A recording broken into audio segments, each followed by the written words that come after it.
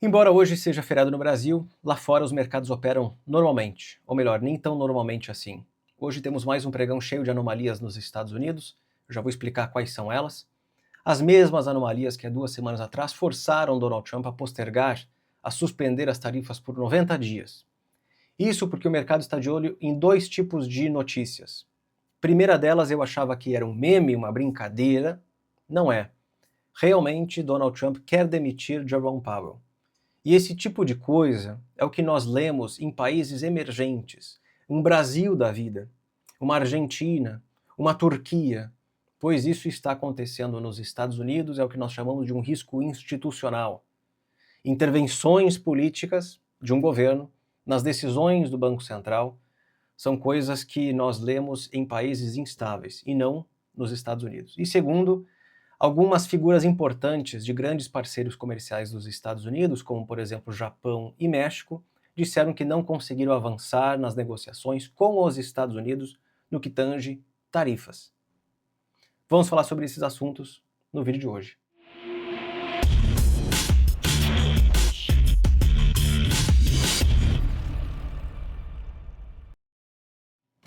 Antes de começarmos, peço para vocês deixarem um like nesse vídeo, me ajuda muito a crescer no YouTube.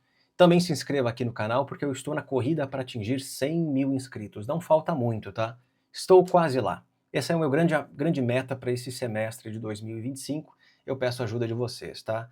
Pelo título, tudo caindo, exceto yields e ouro, dá para entender qual é a anomalia do dia de hoje, tá? E não tem nada a ver com ouro. Acho que o ouro é apenas uma sinalização de que o mercado está comprando ouro para se proteger, porque existem poucos ativos defensivos hoje, principalmente nos Estados Unidos, tá? Reparem o que está acontecendo.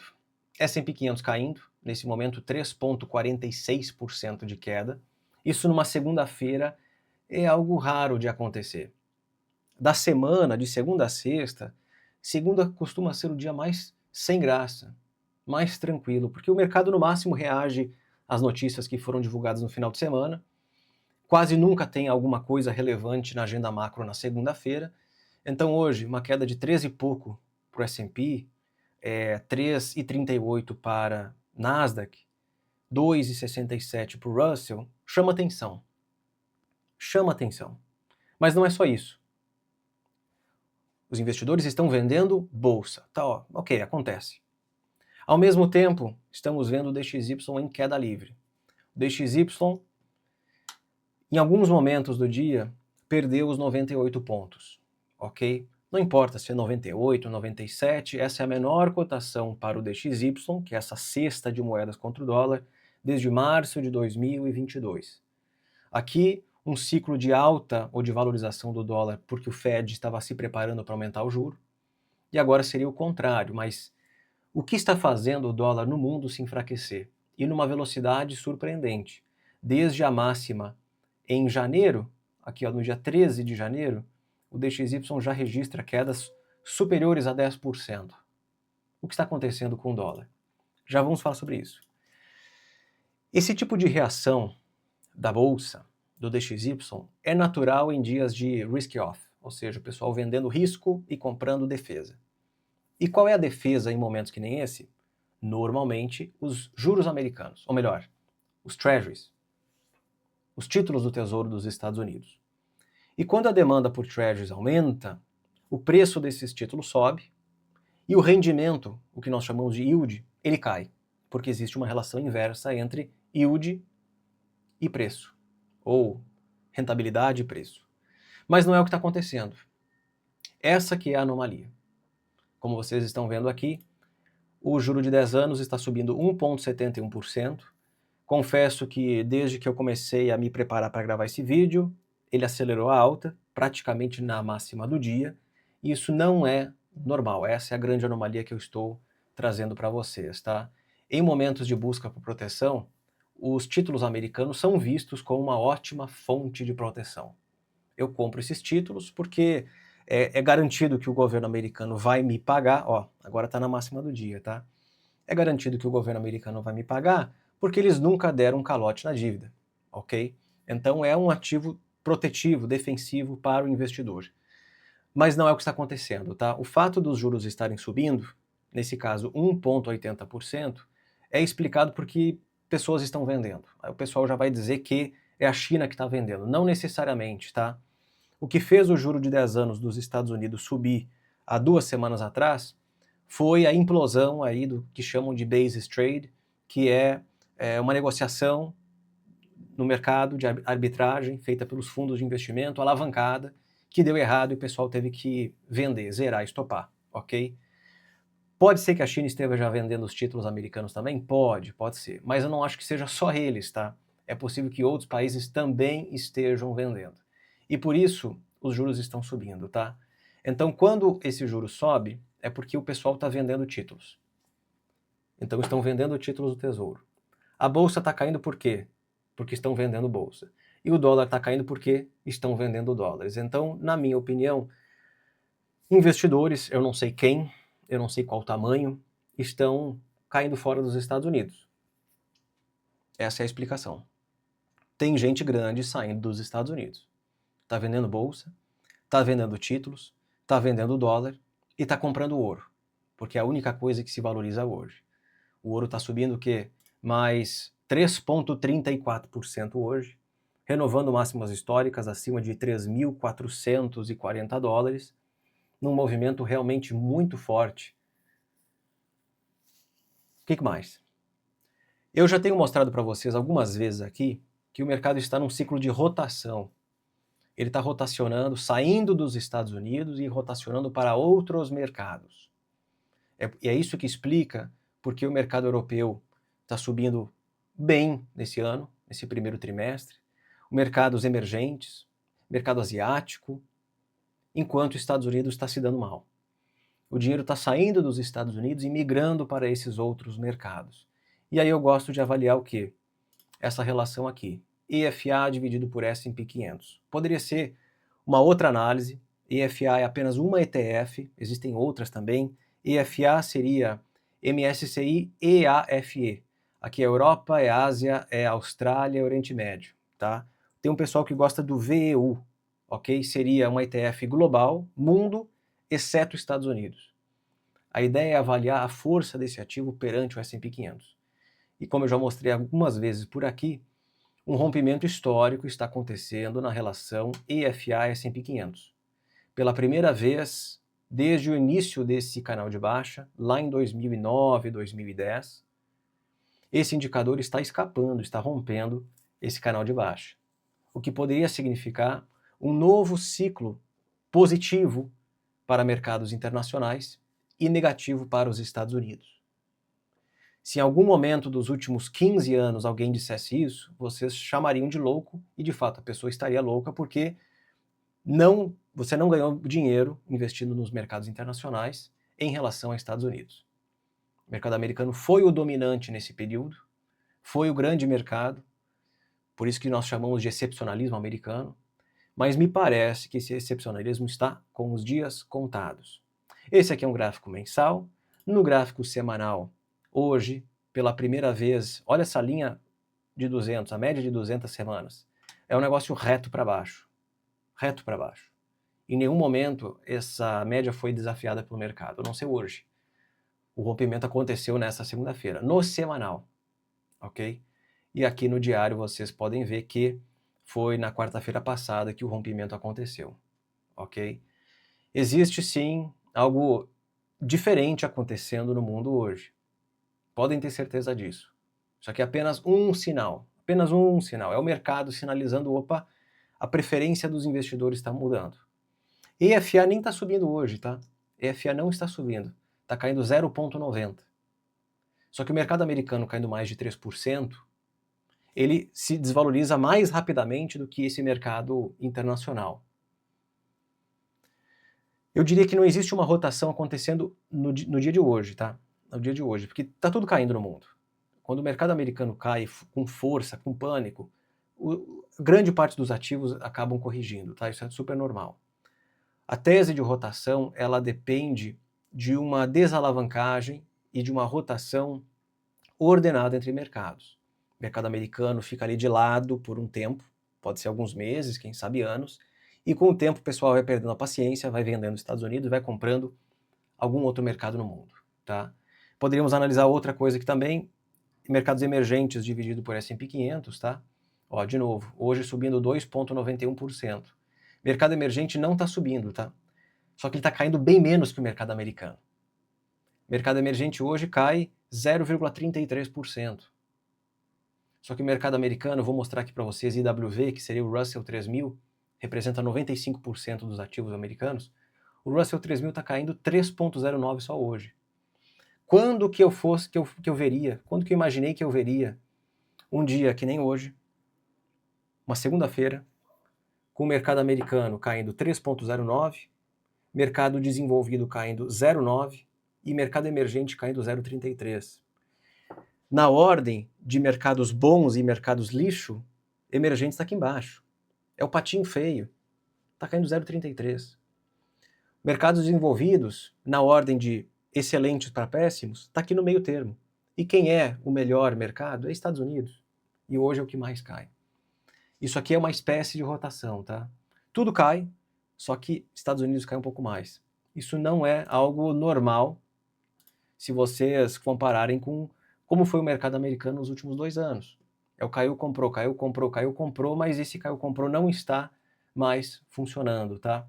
Agora ele está sendo substituído por sell the tops. Ao invés de buy the dip, é sell the tops.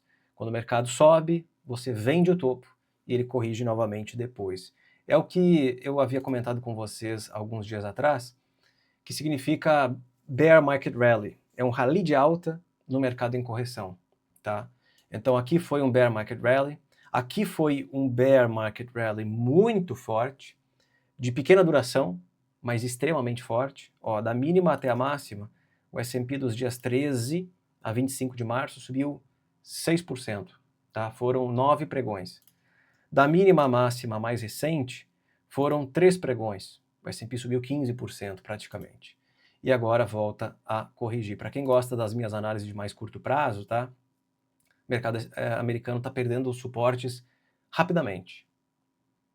Está perdendo suportes rapidamente. Esse suporte foi um suporte do dia 13 de março, virou uma resistência aqui quando o Trump anunciou a suspensão das tarifas, tá? Virou uma resistência. Aqui também já foi um suporte, virou uma resistência. Aqui era um suporte, virou uma resistência. Essas demarcações vermelhas é quando eu vendi S&P. Eu estou vendido desde quinta-feira, tá? Abaixo desse suporte aqui, existe um vão bastante grande. É um vão entre os 5.280 e a mínima do ano. Aqui nos 4.832 pontos. Tem um vão muito grande. Eu não acho difícil o S&P 500 revisitar a mínima do ano. Agora, que convicção eu tenho de falar isso, se a qualquer momento Donald Trump pode anunciar qualquer coisa, suspensão das tarifas por 120 dias, ele pode dizer que um deal com a China está muito próximo de sair, não sei, daria para inventar muita coisa aqui. Esse é um mercado movido por manchetes, portanto é um mercado extremamente perigoso. Então a convicção de você dizer o mercado vai subir ou vai cair é realmente muito pequena, mas enfim, é a realidade que está diante da gente, tá? Não acho difícil, sem alguma notícia positiva sendo divulgada, não acho difícil o mercado revisitar as mínimas do ano, tá? A anomalia que eu mencionei para vocês, então, é isso. Bolsas caindo, dólar caindo e juros subindo. Ó, renovando máximas de novo, ó, 1,89% de alta. Afinal de contas, o objetivo do Trump não era fazer os juros caírem? Quem sabe manipular o mercado de tal maneira que as bolsas cairiam, isso desaceleraria a atividade e, portanto, o juro cairia? Não é o que está acontecendo. E, portanto, é por isso que ele quer demitir Jerome Powell. É o tipo de notícia que nós ouvimos no Brasil quando o Campos Neto foi substituído por Galípolo. É o tipo de notícia que nós escutávamos na Argentina. É o tipo de notícia que nós escutávamos na Turquia, onde realmente o presidente lá manda no banqueiro central e diz: fulano, aumenta o juro, corta o juro, aumenta o juro, corta o juro. Portanto, não existe independência do Banco Central. Ele pode decidir o que ele quiser a partir das vontades do presidente. E isso cria um risco institucional muito grande. E me parece que é isso que está afetando mercados hoje, tá? Mais do que as notícias sobre tarifas, o México disse que não chegou a nenhum acordo comercial com os Estados Unidos. Quem escreveu isso foi a presidente do México lá no Twitter. A comitiva do Japão, que foi para os Estados Unidos para negociar, já foi embora, voltou, está comendo sushi já, e não teve nenhum acordo por enquanto. E mais uma coisinha, tá? Aqui é uma notícia bônus para vocês. Existe o risco de retaliação de Pequim contra os países que fecharem acordos com os Estados Unidos às custas dos interesses da China. Isso quer dizer o quê? Um país visita os Estados Unidos, eles traçam um acordo, assinam um acordo onde esse país vai se aproximar dos Estados Unidos e se distanciar da China. Se isso for anunciado, a China vai retaliar contra esses países.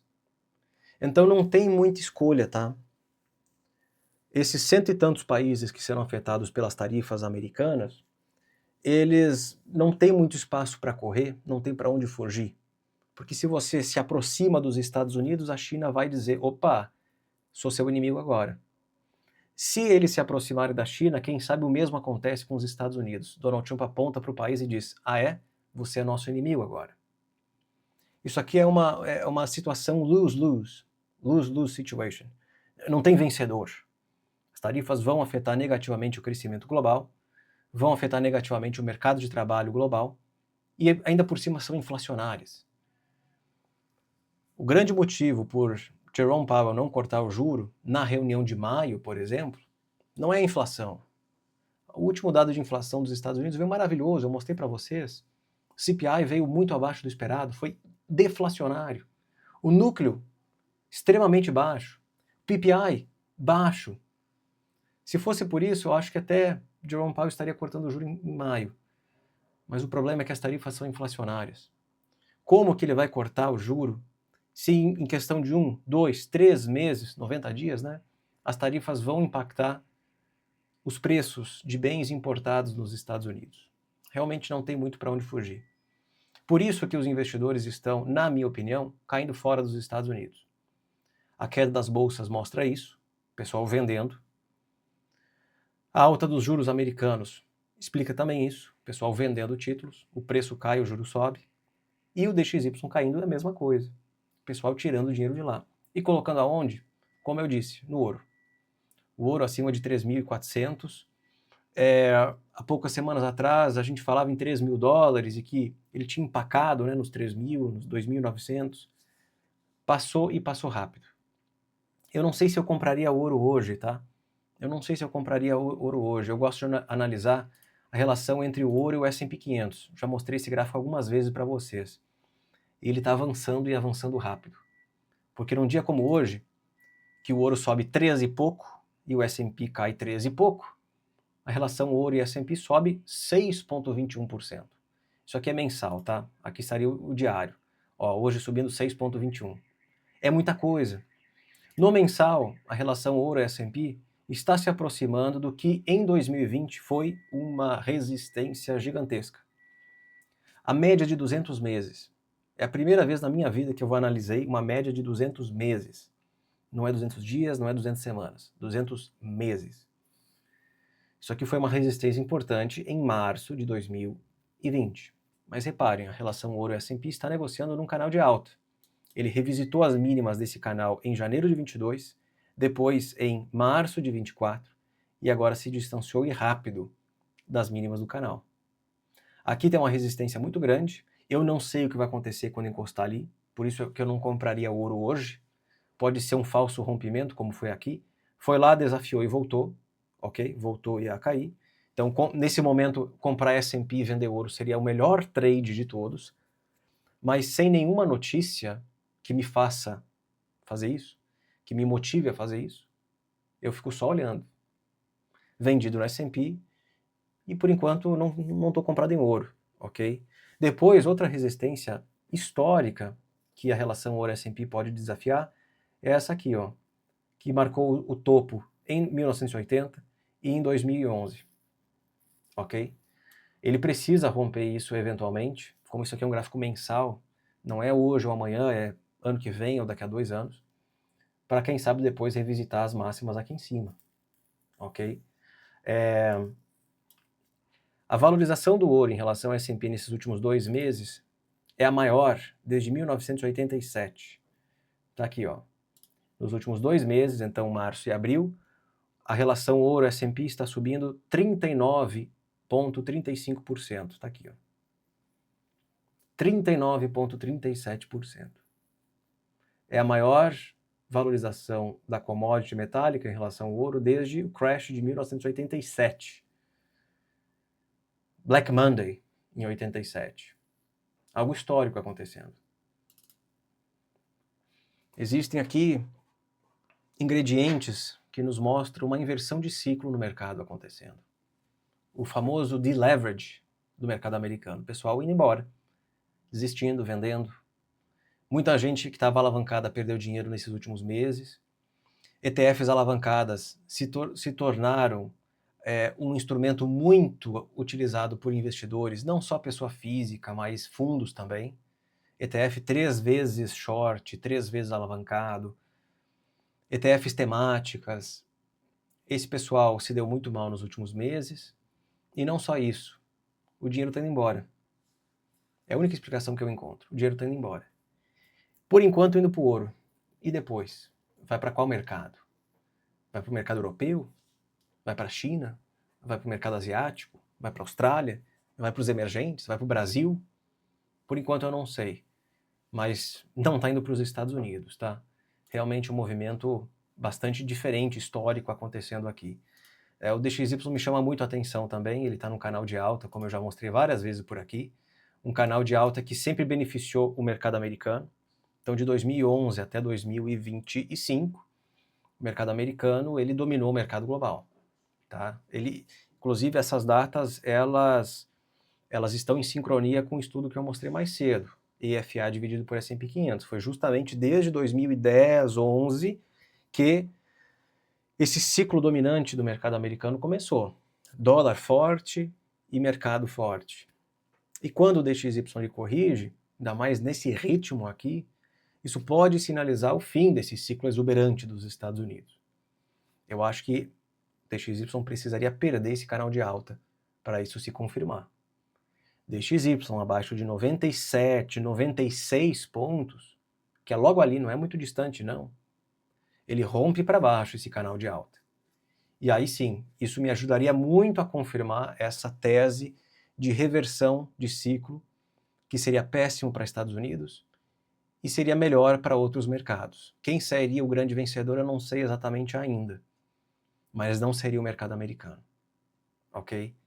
Então hoje, commodities caindo, petróleo cai 2%, o cobre cai um pouquinho, 0,27%, são quedas, na minha opinião, muito pequenas para um dia de aversão ao risco tão grande. A gente está normalizando agora correções de 13 e pouco por cento do S&P 500. Mas até um tempo atrás não era normal. Eu não sei se vocês lembram, ano passado completou centenas, eu não vou lembrar o número, centenas de dias desde a última vez que o S&P corrigiu 2% no dia. Então ele corrigiu no máximo 1,80, 1,90, ele estava mais de 300, 500 dias sem corrigir mais do que 2% no único pregão. E agora nós normalizamos isso, né? 2, 3, 4% é tranquilo. Quase, semana passada, retrasada, quase acionou o circuit breaker, né? Isso não aconteceu por muito pouco, mas é um mercado diferente, né? 2025 veio aí para mudar bastante coisa. Pessoal, hoje é o último dia da promoção do cupom TARIFAS, que garante 50% de desconto no curso Macro Fundamentos, tá? Não é um curso de mercados, não é um curso de day trade, é um curso de macroeconomia. 62 aulas, 12 delas são práticas, 50 são teóricas, são 12 módulos e mais de 20 horas de conteúdo. Para vocês que querem saber mais detalhes sobre esse produto, tem um link aqui embaixo na descrição, já com o desconto de 50%. Aqui no YouTube tem 6 aulas gratuitas para vocês assistirem, na playlist Macro Fundamentos. Aqui embaixo eu tenho toda a descrição dos tópicos que são estudados nesse curso, desde os conceitos básicos até microeconomia, macroeconomia, que é tudo isso aqui, afinal de contas é o assunto principal do curso. Macroeconomia, os 6 grandes indicadores econômicos: crescimento, mercado de trabalho, taxa de inflação, taxa de juro, balança de pagamentos e taxa de câmbio. E aqui, para finalizar, 4 módulos que são novos, inclusive, mais avançados, que é o modelo agregado e os ciclos econômicos, política fiscal, política monetária. Aqui eu sei que vocês adoram esse tipo de conteúdo. Como que o Fed imprime dinheiro? O que é política fiscal, ou melhor, monetária, expansionista e contracionista? E para finalizar, 4 aulas avançadas, são modelos econômicos mais avançados que não são difíceis de vocês aprender, são um pouco mais complexos, mas são muito divertidos. E quem se inscrever com esse cupom de 50% vai receber essa pequena apostila aqui. 2 pessoas serão sorteadas a ganhar essa apostila. Como vocês estão vendo, em relação aos livros, é bastante conteúdo, são mais de 300 páginas, que nada mais é do que os PDFs que vocês recebem no curso, tá? Então, se por acaso você quer imprimir os PDFs, beleza, não tem problema. Mas eu vou sortear 2 apostilas dessas aqui para vocês, tá? Ó, não fiquem olhando no meu Porsche, tá? O conteúdo tá aqui embaixo, ó. Para chegar aqui, tem que estudar isso aqui, pode ser? Então é isso, tá? Agradeço a participação de todos vocês, aproveitem aí essa oportunidade e nos vemos ao longo da semana. Inscreva-se aqui no canal, deixe seu like